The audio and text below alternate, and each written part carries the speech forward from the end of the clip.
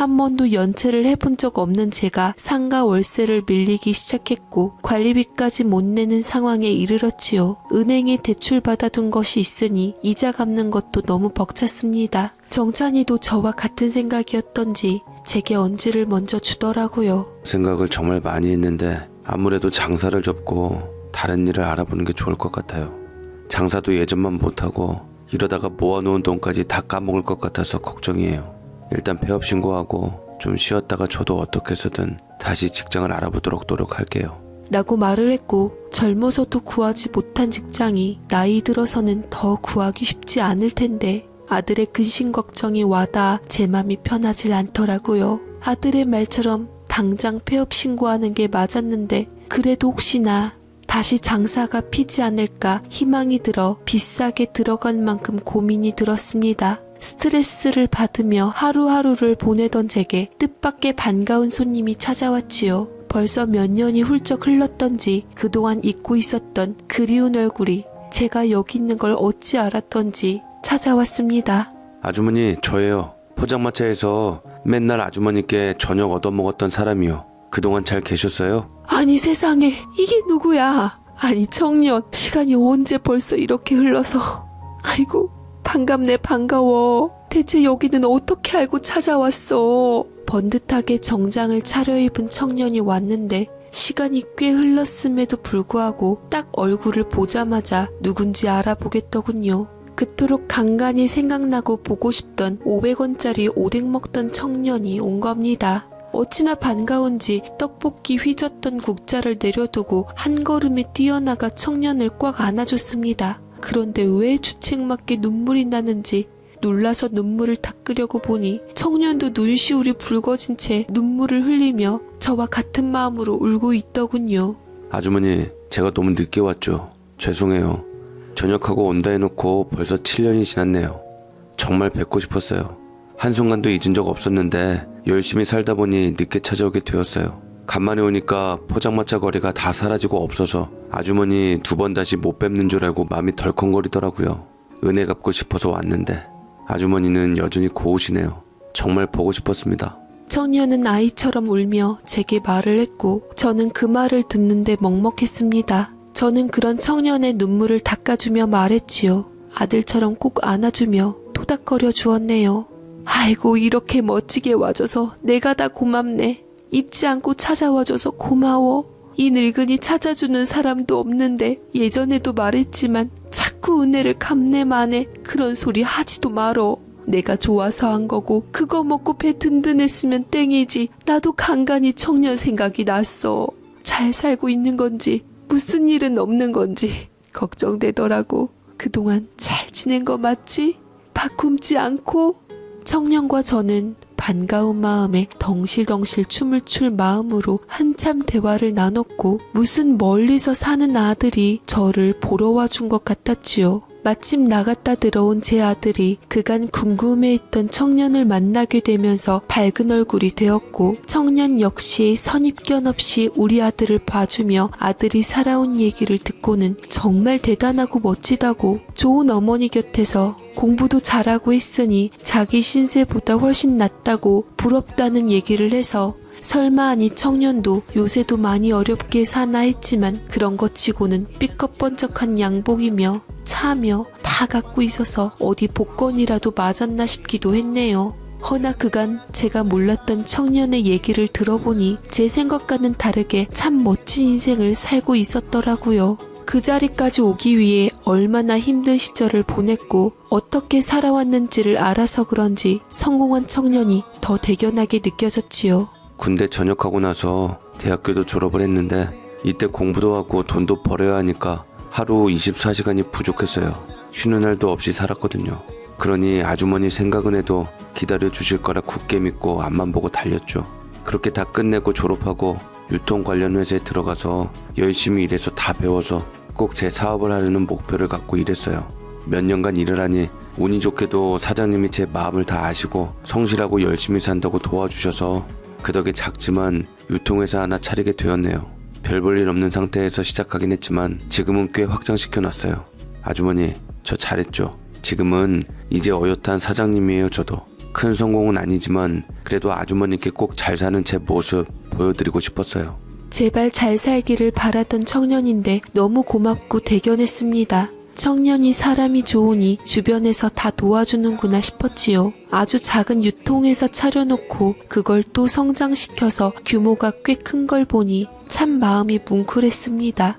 본인 사업이 제대로 안정이 되니 그제야 저를 보러 올 여유가 생긴 겁니다. 솔직히 그때 그 시절의 추억으로 묻어두고 살 수 있었는데 잊지 않고 저를 보러 와준 것이 저는 너무나도 큰 감동으로 다가왔어요. 늘 아들과 둘이 힘들게 사는 형편이라 기다린 손님이 찾아오면 반갑더라고요. 그런데 하필 가는 날이 장날이라고 내내 바쁘지 않고 파리만 날리더니 청년과 대화 좀 하려니까 손님들이 몰려왔습니다. 아들이 일어서서 일을 하려 했고 저 역시 아쉬운 맘을 뒤로 하고 잠깐만 기다리라고 하며 일어났는데 청년은 제가 바쁜 걸 보고 눈치껏 잠깐 밖에 있겠다고 자리를 비켜줬지요. 저는 손님을 맞으면서도 틈틈이 청년이 밖에 있는지 눈으로 확인을 했어요. 행여나 바쁜 사람 갈까 싶어 어차피 분식이라 회전율이 빠르기에 얼른 손님들 내드리고 일찍 문 닫고 청년과 밥이라도 한 끼 해야겠다 싶어 아들과 간만에 장사하는데 흥이 나더라고요. 그런데 그때 큰 소리가 쩌렁쩌렁하게 울리며 불청객이 찾아왔습니다. 어이, 여기 주인 양반 어딨어? 도대체 남의 땅에서 장사하면서 약속을 얼마나 어기는 거야? 승질나게 정말. 매일 장사 안 된다고 우는 소리 하더니만 손님들도 바글바글 하고만. 내가 이런 양심 없는 양반들 때문에 아주 바쁘지. 라며 으름장을 놓고 기선제압을 한 건물주랑 관리인까지 총 3명이 가게로 들어와 저도 모르게 얼굴이 흑빛으로 변했네요. 건물주에게 제가 장사가 잘 안 된다고 며칠만 가게세로 뒤로 밀어달라 했었거든요. 근데 갈수록 태산이라고. 또 하필 건물주가 올 때 손님들이 많으니 매일 이렇게 있었는데도 제가 우는 소리 한 걸로 알았나 봅니다. 여느 때와 달리 분위기가 더 험악하더라고요. 간만에 손님들도 많았고 무엇보다 청년이 있었기에 오늘은 대충 해주고 가길 빌었습니다만 이들은 도리어 빽빽 고함을 치며 말했지요. 이봐요. 지금 월세가 몇 개월째 밀린 줄 알아요? 관리비 한 푼도 안 내고 언제까지 이럴 건데요? 이럴 거면 가게를 빼라고 그냥. 우리는 뭐 땅 파서 장사하는 줄 아나. 사정 힘들다 해서 봐준 건데 우리도 한계가 있지. 해도 너무하잖아요 정말. 딱 말해요. 가게 언제까지 뺄 거예요? 아니면 밀린 걸 다 주던가. 우리는 뭐 이렇게 맨날 독촉하고 싶은 줄 알아요? 왜 자꾸 사람을 나쁜 사람으로 만들어? 죄송해요. 원래 손님이 많이 없는데 오늘따라 많이 찾아주셨네요. 제가 조만간 다 넣어드릴 테니까 걱정 마시고 이만 돌아가 주세요. 손님들 있는데 이렇게 되면 제가 장사를 할 수가 없어요. 일단 오늘 매출 다 드릴 테니까 이번만 가주시면 안 될까요? 나중에 전화 드리겠습니다. 뭐야? 우리가 무슨 아주머니께 그냥 난리치러 온 사람인 줄 알아요? 우린 정정당당하게 아주머니께 요구하는 거라고요. 이런 푼돈 다 필요 없으니까 당장 이번 달 안에 가게 철수하고 나가주세요. 매번 이렇게 아주머니랑 돈 문제 때문에 스트레스 받는 것도 싫고 건물주라고 나쁜 취급받는 것도 싫다고요. 구질구질하게 이러지 마시고 당장 나가라고요. 저는 혹시나 밖에 있는 청년이 들을까봐 급하게 계산기 안에 있는 현금을 모두 꺼내 그들을 달랬습니다. 청년은 저렇게 잘 되었는데 저만 이렇게 어렵게 사는 모습 보이기가 부끄러웠거든요. 아들 말 맞다나 유지할 능력이 없으면 문을 닫는 게 맞는데 평생 이것만 해온 제가 뭘 해먹고 살지 막막했고 나이도 많이 들어서 저를 써주는 곳도 없을 테니 저는 이것이 전부였습니다. 어떻게 해서든 장사를 하고자 주인에게 밉보이지 않으려고 제 손으로 그만둘 때 그만두더라도 일단은 최대한 그들에게 납작 엎드려 말했습니다. 정말 죄송합니다. 죄송해요. 매번 이렇게 쫓아오시게 해서 제가 얼른 밀린 걸 해결해야 하는데 지금 여유가 없어서 안 그래도 가게를 빼야 하나 고민하던 참이에요. 답답하시겠지만 며칠만 시간을 주세요. 제가 얼른 해답을 내려서 말씀드릴게요. 정말 죄송합니다. 제가 이렇게까지 말을 했지만 그들은 쉽게 진정하지 않았어요. 어차피 나갈 거면 하루라도 빨리 나갈 것이지 왜 안 나가고 버티냐는 식이었습니다. 그러자 청년이 큰 소리에 눈여겨보았던지 텀을 두고 가게로 들어왔고 이내 당하고만 있던 저와 아들을 보호하며 그들에게 맞섰습니다. 그만 좀 하세요. 어머니 같은 분께 꼭 이러셔야겠습니까? 지금 손님들도 있는데 나중에 없을 때 좋은 말로 말씀하시면 될 것을. 제가 잘 아는 분인데 장사가 잘 되는데도 그냥 가게세를 밀릴 분은 아니에요. 한두 해 장사하는 것도 아니고 이제껏 보셨으면 아실 텐데 오죽하면 지금 아주머니가 이러시겠냐고요. 어려울 때 사정 다 봐가면서 하는 거지. 다 같이 어려울 때 사람 잡는 건 좀 아니지 않습니까? 퇴근 뒤이슈? 뭔데 지금 여기 와서 아른거리며 편드는 거요? 당장 가게세 해결해 줄 것 아니면 나가슈. 아주머니 능력도 좋으시네. 홀로 몸 못 가누는 아들 키우며 사시는 줄 알았더니만 이런 젊은 사람까지 알고. 이러니 가게세 낼 돈이 없지. 그런 말씀 마셔요. 잘 알지도 못하면서 어떻게 함부로 그런 말씀을 하십니까? 제가 어떻게 해서든 며칠 내로 밀린 가게세 해결할 테니까 그만 좀 하세요. 청년도 이제 가봐. 하필 이럴 때 와서 내가 볼 면목이 없구만. 나중에 2년 있으면 또 봅세. 여긴 신경 쓰지 말고 얼른 가. 얼른! 청년까지 이런 일에 휘말리게 하고 싶지 않았기에 저는 얼른 가라고 밀어냈지만 청년은 더 이상 참을 수가 없었던지 저를 다시 자기 뒤로 세우고 큰 소리로 맞서며 가방에 있었던 현금 다발을 건물주 앞에다 내미니 순간 사람들의 눈이 휘둥그레지더라고요. 뭐 눈엔 뭐만 보인다더니 돈만 많으면 뭐합니까? 사람 격이 떨어지는데. 저 여기 어머니 아들이고 당연히 참견할 권리 있습니다. 어머니 대신 가게세 다 준비했으니 돈 받고 싶으면 우선 나오세요. 상황은 알겠는데 여기 지금 손님들 식사 중이신데 여기서 이러시는 건 반대로 영업방해로 신고할 수 있습니다. 저랑 나와서 말하자고요. 영업방해라고 청년이 당장이라도 경찰서에 신고할 것처럼 굴자 이내 별수 없이 순순히 가게 밖으로 나갔습니다. 저 역시 쫓아가고 싶었으나 가게에 손님들도 계셨고 죄송하다 사과하며 가게를 지키고 있었지요. 아까 청년이 보여준 현금 다발이 마음에 걸리더라고요. 5만원짜리가 뭉텅이로 있는 게 적지 않아 보이던데 제 대신 큰 돈을 가게세로 담으면 그걸 다 목돈으로 또 어찌 갚아야 할지 마음이 조마조마했습니다. 모든 시끄러운 일이 끝나고 청년은 다시 찾아와 제게 어느 식당으로 몇 시까지 오라고 말을 해주더군요. 온 김에 저와 밥 한 끼는 꼭 하고 싶다고요.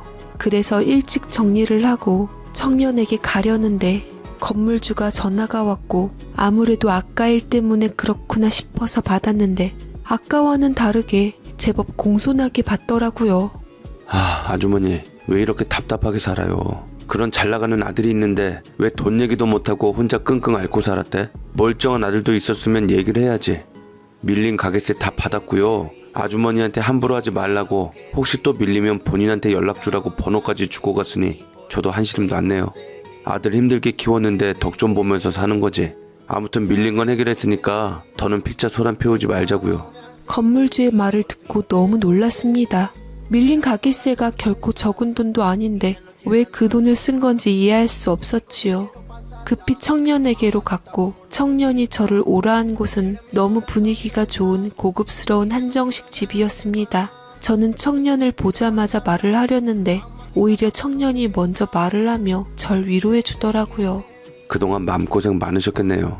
저한테 아주머니는 그냥 분식집 사장님이 아니세요. 어머니 같은 존재시라고요. 제 유년 시절이 어땠는지 다 아시죠? 저는 아주머니한테서 유일하게 따뜻한 엄마정을 느껴본 사람이에요. 저 이제 돈도 잘 벌고 능력 있는 사장인데 제가 이 정도도 못 해드리겠어요? 앞으로는 이런 일 있으면 말씀해 주세요. 아시겠죠? 그리고 아드님 얘기도 들었어요. 아주머니 사람 좋으셔서 맨날 양보다 넘치게 퍼주시니까 버는 거 없이 자꾸 재료값으로 나가죠. 맞죠? 아주머니 앞으로는 연락하면서 자주 보면 살아요. 제가 다 도와드릴 테니까 걱정 마시고요. 저 아주머니 도와줄 능력은 있다고요. 저 믿으세요. 이제 제가 은혜 갚을 차례잖아요. 저는 이 말을 듣고 정말 오열을 했습니다. 막말로 저는 청년에게 해준 것이 딱히 없었어요. 그저 남는 분식을 줬을 뿐인데 그게 그렇게 고마웠을까요? 어떻게 그 인연이 이렇게 이어질 수 있었을까요? 그간 서러움과 감동이 격하게 올라와 한참을 눈물바람으로 있었고 청년은 저를 진짜로 어머니나 된 듯 손을 잡아주며 위로해 주었네요. 그리고 저는 처음으로 제가 청년에게 제일 궁금한 것을 물어보고 통성명을 했지요. 나야말로 할 소리일세. 이렇게 금전적으로 도움을 준 것만 해도 내가 너무 미안하고 고마운데 난 대체 이 은혜를 어찌 갚아야 하나. 자네 이름이 뭔가? 우리 인연이 꽤나 깊었는데도 자네 이름도 내가 모르고 있었네 여태. 제가 말씀 안 드렸나요? 제 이름은 박민수입니다. 민수, 박민수. 아무리 미운 부모님이지만 이름을 아주 멋지게 지어주셨군. 그래, 민수. 우리 꼭 자주 보고 연락하며 지냈으면 좋겠어. 기특하네. 정말로 고마워라. 민수야, 나는 내가 여태 살아가면서 남편이랑 이혼하고 아들이 아픈 애라 엄마인 내가 강해야 한다고 늘 그렇게 스스로 다짐하며 살았거든. 우리 정찬이가 몸이 불편해서 누구보다 더 많이 노력했는데 취업도 못하니까 굳이 엄마 앞이지만 내색은 안 하고 우울감도 심해지고 얼마나 힘들지. 내가 그 애만 보면 가슴이 저려. 간간히 가게 나와서 도와주는데 그동안 공부한 게 아까워서라도 이곳에서만 있는 게 애미로서 슬프더라고. 성공한 민수를 보니 더 내 아들이 생각났고 애미로서 아들을 위해 뭘 해줘야 할지 잘 모르겠어. 아주머니의 가장 큰 고민이 아드님이셨군요.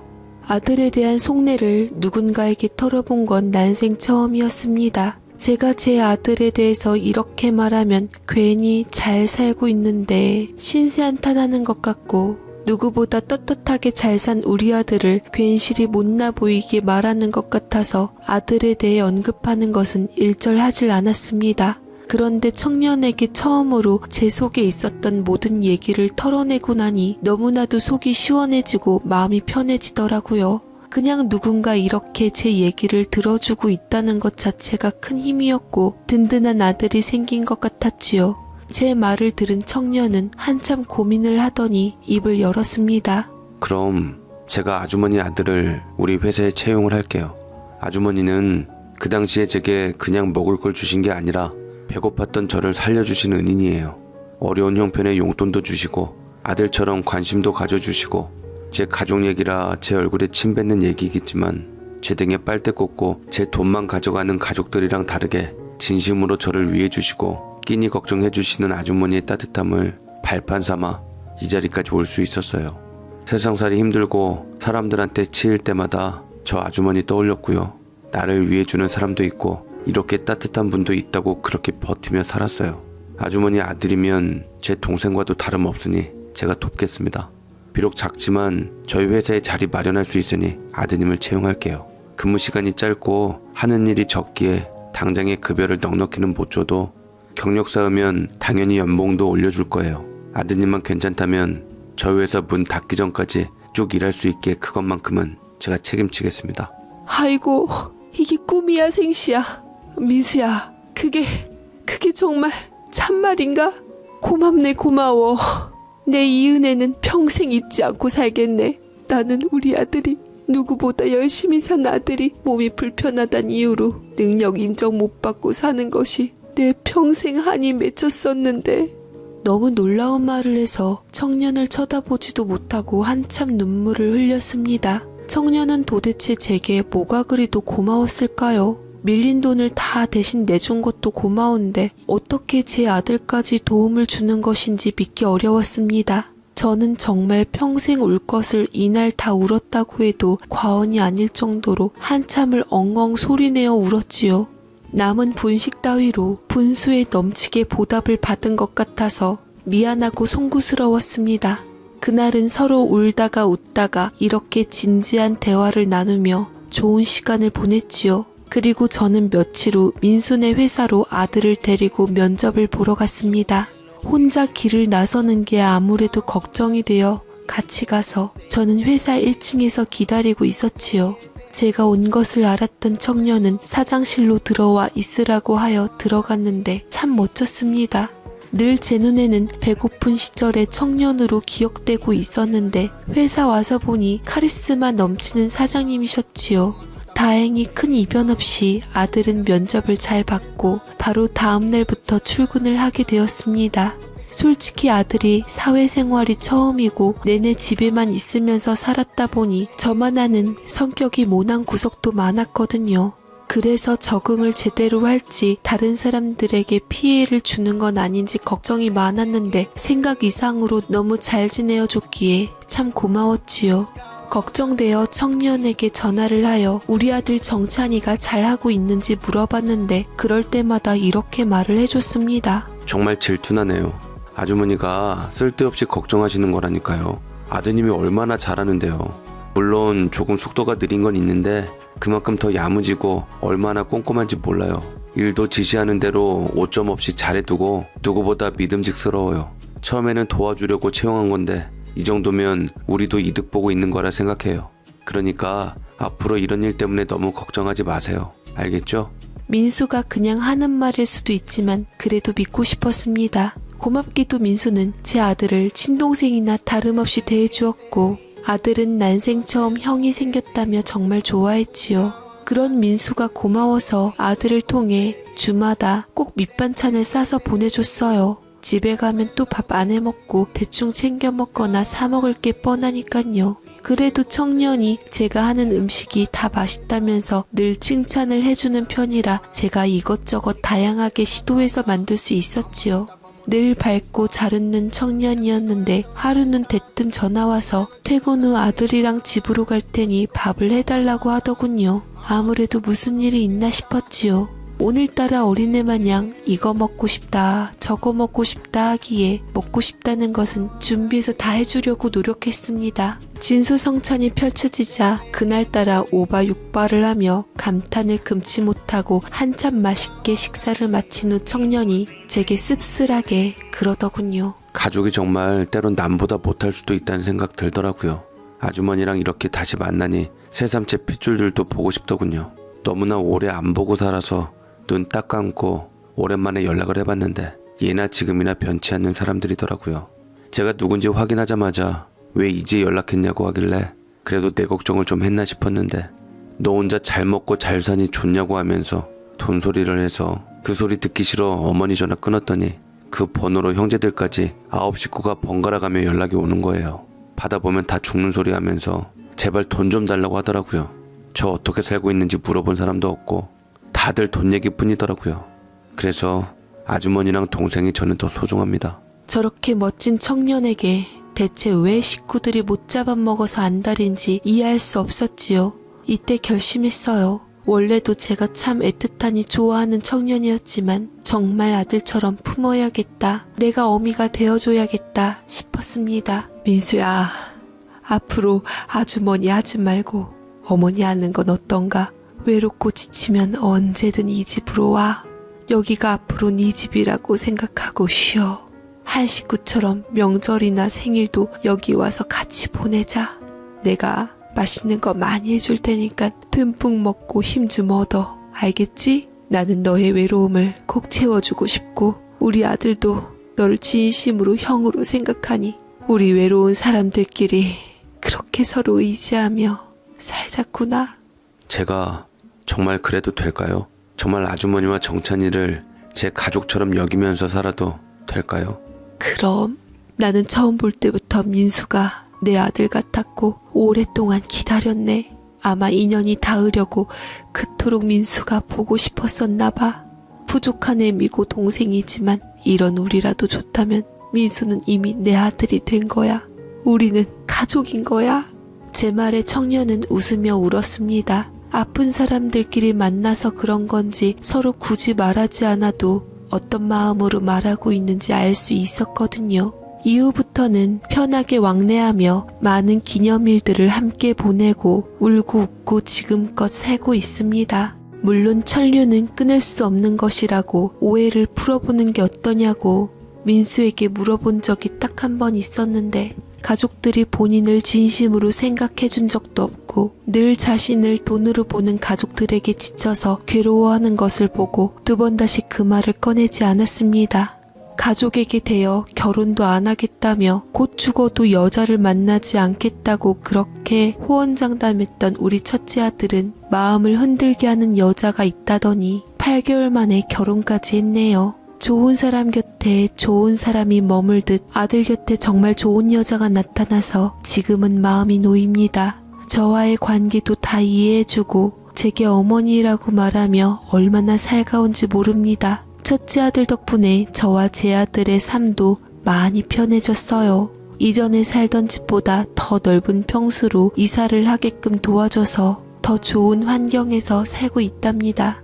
500원짜리 오뎅과 떡볶이로 만들어진 인연으로 시작된 우리들이 앞으로도 딱 이렇게만 행복하게 살고 싶어요.